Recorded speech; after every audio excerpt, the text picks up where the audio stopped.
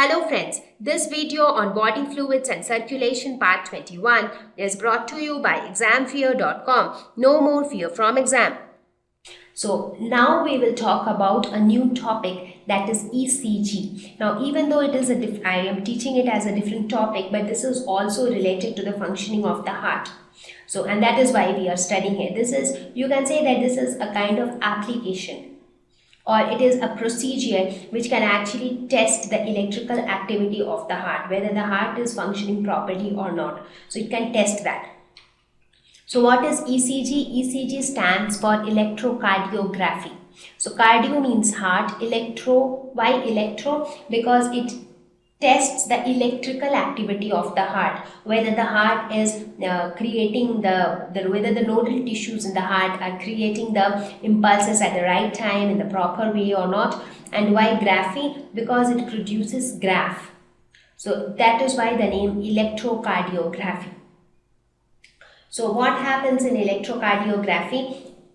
It is a technique to measure the electrical activity of the heart. Now when I say electrical activity, I am concentrating only on the functioning of the nodal tissues. That is that activity of the heart which involves production or initiation of electrical impulses and then conduction of electrical impulses to the rest of the portion of the heart. So this technique will measure that part or that activity of the heart. Now it tests the electrical and muscular functions of the heart. The machine is known as electrocardiograph, and the graphical representation which is obtained is known as the electrocardiogram. That is the report which you obtain, where you will see some graphs, something like this. Here you can see some graphs. So these kind of structures you will see. So that is known as electrocardiogram, and the machine which is used to do all these things, that is called electrocardiograph. So let us look at the procedure to perform an ECG. How do we take up this, how do we do this test or ECG in order to know the electrical activity of the heart? Now there are two types of ECG which can be obtained. One is a standard ECG and the other one is a detailed ECG. So standard ECG is something which will just give you an overall idea about whether the electrical activity of the heart is proper or not. Whereas a detailed ECG will give you much more details about each and every minute thing taking place inside the heart. But here we are going to talk about only the standard ECG. So how do we take a standard ECG? Well, what we do is, before we get to know that, let us see what is the principle behind this ECG. Now what happens is, it detects and amplifies the tiny electrical charges on skin that are caused due to activity of heart during each heartbeat. Now as I said, with each cardiac cycle, there are a lot of electrical impulses running inside our body, because even though it is happening inside the heart, but actually the blood is flowing out of the heart to different parts of the body. So there are certain electrical charges that are present inside our body.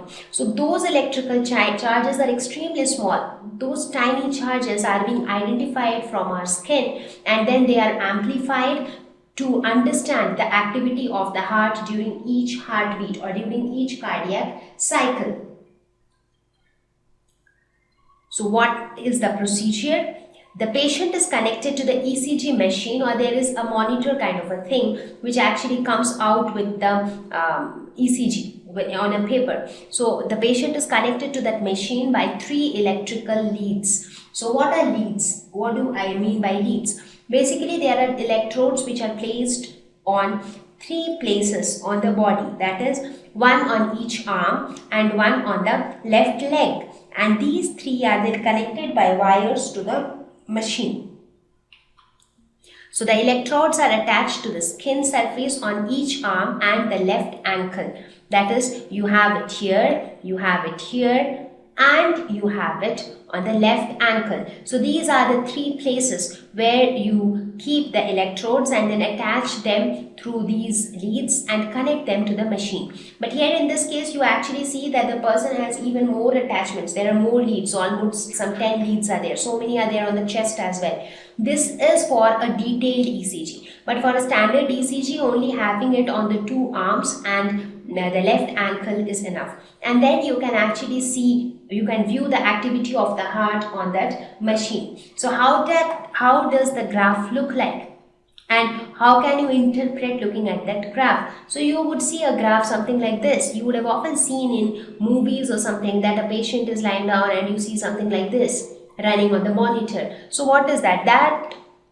What you see on the screen denotes the activity of the heart. So now let us see, what does it interpret? Just looking at these waves, what can you say about the activity of the heart?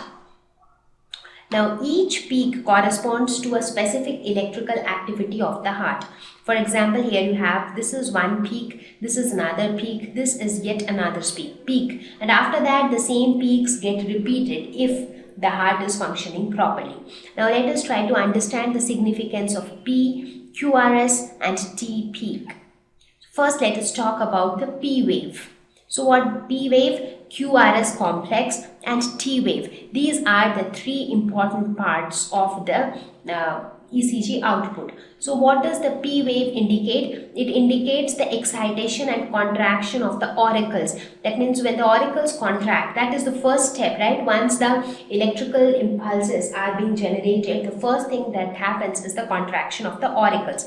So that is denoted by the P wave. Next is the QRS complex, which shows the excitation and contraction of the ventricles. After the auricles have contracted, after some time, the electrical impulses reach the ventricles via the bundle of hairs, and then the ventricles contract. So the contraction of ventricles is denoted by the QRS complex. Now when the ventricles contract, that time there is a high ventricular pressure also involved, and with this pressure, the blood flows out of the ventricles. So this is denoted by the QRS complex. And what about the T wave? It denotes the relaxation of the ventricles. Relaxation of ventricles is basically the end of the cardiac cycle in one way. After that, again, the same steps will keep on repeating. So P, QRS and T, they denote the contraction of auricles, contraction of ventricles, and then the relaxation of the ventricles.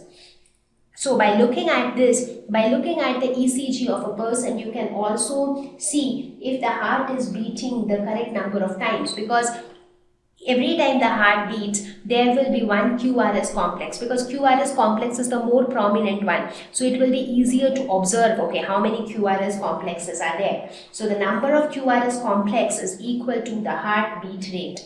So you can say that the number of QRS complex is equal to the heartbeat rate.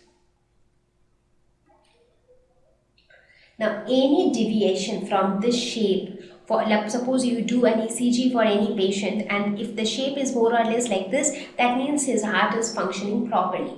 But if there is any deviation from this shape, that means there is either some disease or some abnormalities with the functioning of the heart. Now, if you talk about the abnormal ECGs, they can be like anything. For example, in case of a stroke, the ECG can be like this. That means the heart is not functioning properly. So there can be deviations to any extent depending upon the disease or the abnormalities involved. But under normal cases, the wave should always go like this. So something of this sort. So if you see here, the P wave and T wave are not that prominent, but QRS is quite prominent. So looking at the QRS, you can actually get a better idea about the electrical activity of the heart. Thank you. Please visit www.examfear.com to watch more videos, attempt free online test, get free study material, find tutors and mentors. Thank you once again.